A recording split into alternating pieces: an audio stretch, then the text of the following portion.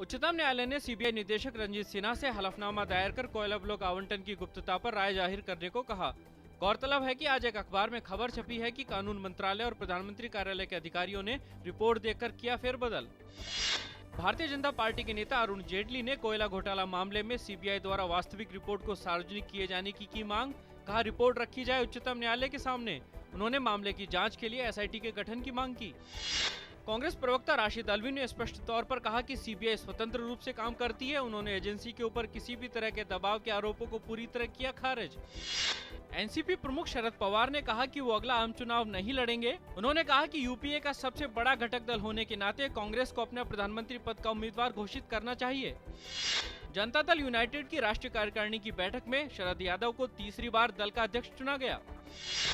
विदेश मंत्रालय ने पाकिस्तान की जेल में कर्मचारियों की पिटाई से भारतीय कैदी चमेल सिंह की कथित मौत के मामले में पोस्टमार्टम रिपोर्ट भारत को सौंपने की मांग।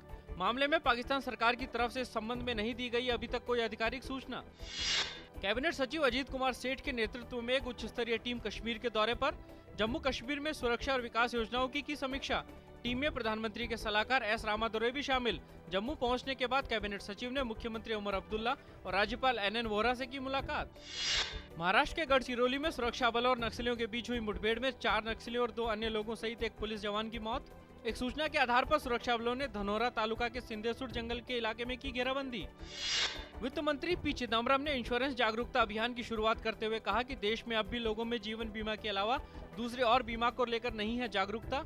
कहा, यही वजह है कि देश अब भी इस क्षेत्र में 52वें स्थान पर है। वित्त मंत्री ने कहा कि बीमा से देश की अर्थव्यवस्था होगी मजबूत। नासा एक ऐसी योजना पर काम कर रहा है जिसके सफल होने पर मानव प्रजाति मंगल ग्रह पर अपने कदम रख सकेगी। इस प्रोजेक्ट की शुरुआत में नासा ऐसे क्षुद्र ग्रहों को चिन्हित कर रहा है जिनसे निकट भविष्य में धरती को खतरा पैदा होने की आशंका है। सीरिया में पिछले 2 साल से राष्ट्रपति असद की सेनाओं के साथ संघर्ष में जुटे विद्रोही कल पूर्वी शहर किमिसिली में घुसे। इराक की सीमा के पास और तुर्की की सीमा से सटे शहर में अब तक दोनों पक्षों के बीच हिंसा की कोई खबर नहीं आई थी।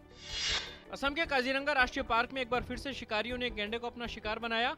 पार्क के रोंगामाटी इलाके में इस गैंडे का शव मिला। शिकारियों ने इसे मारने के बाद उसका सींग निकाला।